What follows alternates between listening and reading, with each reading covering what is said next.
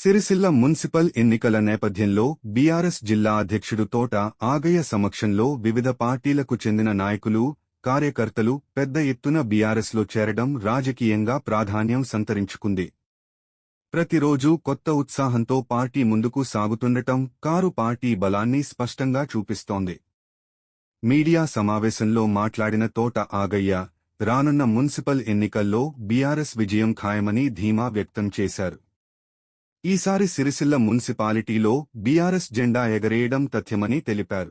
ప్రజల మద్దతు, కార్యకర్తల కృషి, పార్టీలో కొనసాగుతున్న భారీ చేరికలు ఎన్నికల ఫలితాలపై కీలక ప్రభావం చూపనున్నాయని తోట ఆగయ్య మీడియా సమావేశంలో తెలియజేశారు.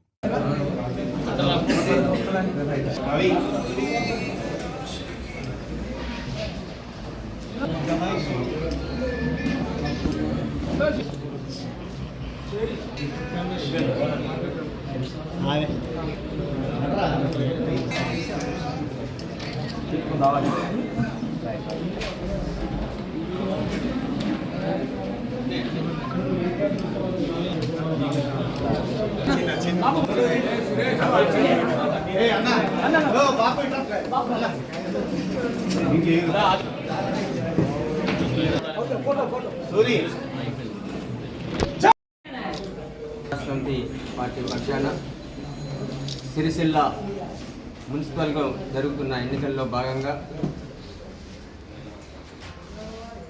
నిన్న మొన్నటి వరకు ప్రకటించిన 36 వార్డులతో సహా ఈరోజు 39 వార్డులకు గాను అభ్యర్థులను ప్రకటించి బీఫామ్స్ కూడా సబ్మిట్ చేయడం జరిగింది.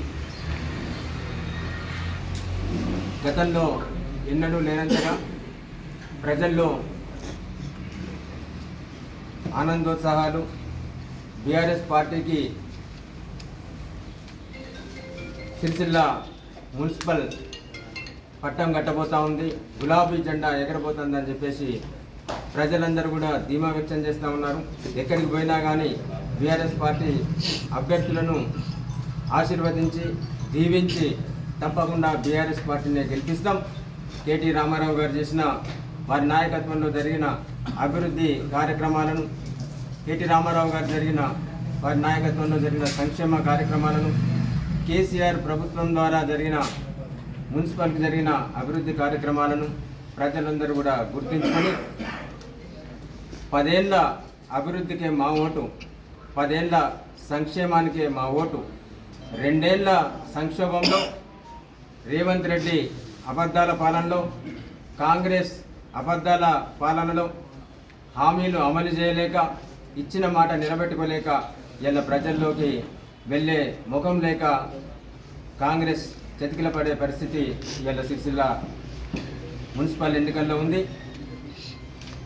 తప్పకుండా అభ్యర్థి ఎవరైనా బీఆర్ఎస్ పార్టీ అభ్యర్థిని చూడకుండా కారు గుర్తుకే ఓటేస్తాం, కేసీఆర్ గారికి ఓటేస్తాం, కేటీ రామారావు గారికి ఓటేస్తామని చెప్పేసి ఇలా ప్రజలు చెప్తా ఉన్నారు.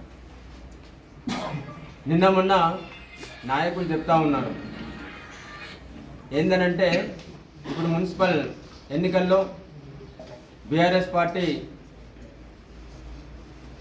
అభ్యర్థుల కోసం ఎన్నడూ లేనట్టుగా కేటీ రామారావు గారు వచ్చి ఇక్కడ ఉండి వ్యవహారం చూస్తూ ఉన్నారని. ఎస్, కేటీ రామారావు గారు ఇక్కడ 5 సార్లు గెలిచిన ఎమ్మెల్యే, ప్రజలతో మమేకమై ఉన్న నాయకుడు, ప్రజల నాడి తెలిసిన నాయకుడు.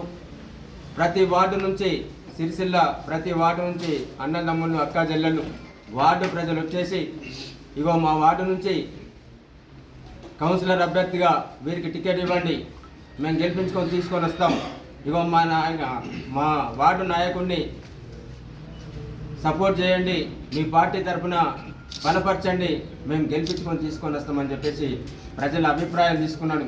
ఇలా వార్డు ప్రజల అభిప్రాయాలు తీసుకున్నాడు, వార్డు కార్యకర్తల అభిప్రాయాలు తీసుకున్నాడు, వార్డు నాయకుల అభిప్రాయాలు తీసుకున్నాడు.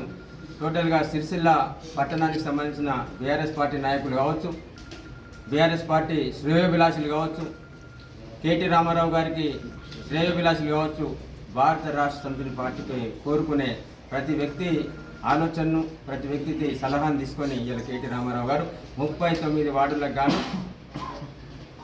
అన్ని రకాలుగా పరిశీలించి సానుకూలంగా ప్రజల ఆలోచనతోని ముందుకు పోయిన నాయకుడు మా కేటీ రామారావు గారు.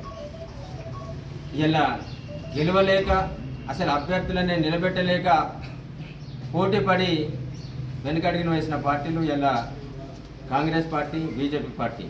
తప్పకుండా త్వరలో తేటతెల్లమవుతుంది.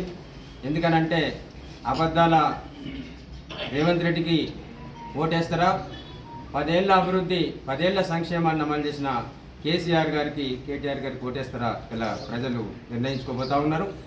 తప్పకుండా కాంగ్రెస్కు, తప్పకుండా బీజేపీకి అశనిపాతం, నిరాశ ఈ ఎన్నికల్లో ఎదురుగానుంది. భారీ మెజార్టీ వార్డు కౌన్సిలర్ స్థానాలు గెలుచుకొని ఇలా సిరిసిల్ల మున్సిపల్ చైర్మన్ భారత రాష్ట్రంతో కైవసం చేసుకోబోతా ఉన్నది. ప్రజల ఆశీర్వాదం మా పైన ఉంది, ప్రజల దీవెనలు మా పైన ఉన్నాయి. ఎందుకనంటే ఇప్పటికి కూడా 26 నెలల నుంచి కాంగ్రెస్ ప్రభుత్వం అధికారంలో ఉన్నప్పటికీ కేసీఆర్ గారు అమలు చేసిన 2000 పింఛనే ఇప్పుడు నడుస్తూ ఉంది. కేసీఆర్ గారు అమలు చేసిన ₹1,00,000 కళ్యాణ లక్ష్మి, ₹1,00,000 షాదీ ముబారక్ పథకమే ఇప్పుడు నడుస్తూ ఉంది. కేసీఆర్ గారు అమలు చేసిన చేనేతకు సంబంధించిన అనేక లబ్ధి చేకూర్చే నేతన్నలకు ఆనాడు కేసీఆర్ గారు ప్రభుత్వం కల్పించిన సంక్షేమం కావచ్చు, సబ్సిడీలే ఇప్పటి వరకు నడుస్తూ ఉన్నాయి. ఏ ఒక్క కొత్త కార్యక్రమం ఇలా ఈ రాష్ట్ర ప్రజలకు కానీ, సిరిసిల్ల నియోజకవర్గ ప్రజలకు, సిరిసిల్ల మున్సిపల్ ప్రజలకు ఈ 2 ఏళ్లలో కాంగ్రెస్ పార్టీ ఏ ఒక్క పథకాన్ని కూడా అమలు చేయలేదు. ఇలా 10 ఏళ్ల కింద ఈ ప్రభుత్వం మన ప్రభుత్వం ఉన్నప్పుడు ఎట్లా ఉండే, ఇలా 2 ఏళ్ల నుంచి ప్రభుత్వం వచ్చింది ఎట్లా ఉందనేది ప్రజలు గమనిస్తూ ఉన్నారు. 2014 కంటే ముందు సిరిసిల్ల పట్టణ ప్రగతి ఎట్లా ఉండే, సిరిసిల్ల పట్టణం ఎట్లుండే, 2014లో కేసీఆర్ గారి ప్రభుత్వం వచ్చిన తర్వాత కేటీ రామారావు గారి మున్సిపల్ శాఖ మంత్రిగా అయిన తర్వాత, అట్లాగే పంచాయతీరాజ్ శాఖ మంత్రిగా ఉన్నప్పుడు ఈ పట్టణం ఎట్లా అభివృద్ధి చెందిందనేది సిరిసిల్ల పుర ప్రజలకు, పట్టణ ప్రజలకు అందరికీ తెలిసిన విషయమే. ఆనాడు కరెంట్ ఎట్లుండే 12 ఏళ్ల కింద, ఆనాడు నీళ్ళ పరిస్థితి, మంచినీళ్ళ పరిస్థితి ఎట్లుండే, ఇలా తాగునీటి పరిస్థితి పట్టణంలో ఎట్లా ఉందని చెప్పేసి వార్డు ప్రజలకు అందరికీ తెలుసు. ఏ వార్డుకు పోయినా తప్పకుండా మీరు క్యాండిడేట్ను బీఆర్ఎస్ పార్టీ నుంచి ఎవరిని నిర్ణయించినప్పటికీ భారీ మెజార్టీతో ఓటేసి గెలిపిస్తామని చెప్పేసి పట్టణ ప్రజలందరూ, మా అక్క చెల్లెళ్ళు, పట్టణ ప్రజలందరూ, మా అన్నదమ్ములు, ముఖ్యంగా మా యువమిత్రులందరూ కూడా ఉరకలెత్తే ఉత్సాహంతో ఇలా బీఆర్ఎస్ పార్టీని ఆశీర్వదించి, బీఆర్ఎస్ పార్టీ అభ్యర్థులను, కేటీఆర్ గారు నిలబెట్టిన అభ్యర్థులను ఆశీర్వదించి, దీవించి కౌన్సిలర్లుగా గెలిపించబోతా ఉన్నారని చెప్పేసి మేము తెలియజేస్తూ ఉన్నాం. కౌన్సిలర్లు అందరూ కూడా ఒకరికొకరు సమన్వయంతో, తప్పకుండా రెట్టించిన ఉత్సాహంతో ఇలా ప్రజల దీవెనల కోసం ముందుకు పోతూ ఉన్నారు. ఎక్కడ కూడా ఏ అనిశ్చిత పరిస్థితి లేదు. కాంగ్రెస్ పార్టీ అధికార జులుంను, అట్లాగే అధికార మదంతో ఇలా అనేక అరాచకాలకు పాల్పడుతూ ఉంది. 10 ఏళ్లలో మేము ఎప్పుడు ఎన్నికలు వచ్చినా కానీ ఎవరిని అరెస్ట్ చేయించలేదు, ఎవరి ఇళ్లపై కూడా దాడులు చేయించలేదు. కానీ కాంగ్రెస్ ప్రభుత్వం ఇలా రేవంత్ రెడ్డి అనుచరులు, ఇలా ఇక్కడ కాంగ్రెస్ ఇన్ఛార్జ్ ఏదైతే ఉన్నారో సిరిసిల్లకు సంబంధించిన నాయకులు మా కౌన్సిలర్ ఇళ్లపైకి దాడులకు పంపిస్తూ ఉన్నారు. ఇలా మా కౌన్సిలర్ల ఎక్కడ వాహనాలు కనిపించిన, లేకపోతే ఇంకోటి కనిపించినా ఆపి ప్రత్యేకంగా ఇబ్బందులు పెడతా ఉన్నారు. ఇంకా ముందుకెళ్తే ఏదైతే పట్టణ మా పద్మశాలి నేతన్నలు ఉన్నారో, మా పట్టణ పద్మశాలి యజమానులు, ఆసాములు ఉన్నారు, వాళ్ళను బెదిరిస్తూ వార్డులలో ఫలానా అభ్యర్థికి మీరు మద్దతు ఇస్తే మీకు బిల్లులు రాకుండా చేస్తామని చెప్పేసి బెదిరిస్తూ ఉన్నారు. తస్మాత్ జాగ్రత్త కాంగ్రెస్ నాయకులారా. ఒకప్పుడు మీరు వస్త్ర పరిశ్రమకు సహకరించండి, ప్రభుత్వం మారినంత మాత్రాన మరి వస్త్ర పరిశ్రమ నేతలను వాళ్ళ బతుకుదెరువు ఎవరు చూస్తారని అడిగితే మీరు వాళ్ళను కించపరిచే విధంగా ఈ నియోజకవర్గ నాయకుడు, కాంగ్రెస్ పార్టీ నియోజకవర్గ నాయకుడు కించపరిచే విధంగా మాట్లాడిండు. ఏవో అమ్ముకొని బతుకమని చెప్పిండు ఏది నేతలను. మరి ఇవాళ నేను నేతన్నలందరికీ, మా అక్క చెల్లెలందరికీ, మా అన్నదమ్ములందరికీ, నేత కార్మికులందరికీ, మా ఆసాములందరికీ నేను చేతులెత్తి విజ్ఞప్తి చేస్తున్నా. మరి ఆ నాయకుడు వస్తే వాడకు ప్రచారానికి వస్తే, మీ ఇళ్ళ ముందుకు వస్తే ఎవైతే అమ్ముకొని బతుకుమన్నాడో మరి ఆయనకు అవే మీరు చూపించాలని చెప్పేసి నేను కోరుతా ఉన్నా. మరి ఆయనను మిమ్మల్ని కించపరిచిన దానికి, మిమ్మల్ని అవమానపరిచిన దానికి, మీ బతుకును అవమానపరిచిన దానికి మీరు బదులా తీర్చుకుంటారు లేదా అని చెప్పేసి నేను కోరుతా ఉన్నా. నేతన్నకు అభయమిచ్చి, నేతన్నకు ఆశ్రయం ఇచ్చి, నేతన్నను దగ్గర తీసుకొని ఇలా వారిని సంక్షేమం బాటలో చూసుకున్న ప్రభుత్వం కేసీఆర్ గారి ప్రభుత్వం.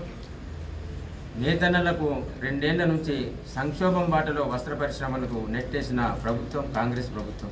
మరి సంక్షేమానికి ఓటు వేయాల్సిందిగా కోరుతూ సంక్షోభాన్ని, కాంగ్రెస్ పార్టీని ముందుబెట్టాల్సిందిగా ప్రజలందరికీ విజ్ఞప్తి చేస్తూ భారత రాష్ట్ర పార్టీ అభ్యర్థులను పెద్ద మెజార్టీ ఇచ్చి గెలిపించి తప్పకుండా కేటీఆర్ గారి నాయకత్వంలో సిరిసిల్ల పట్టణం సర్వతోముఖాభివృద్ధి, సర్వాంగ సుందరంగా తీర్చిదిద్దుకునే అవకాశాన్ని పట్టణ ప్రజలు కల్పించాల్సిందిగా కోరుతా ఉన్నా. జై తెలంగాణ. ఈ కార్యక్రమంలో పాల్గొన్న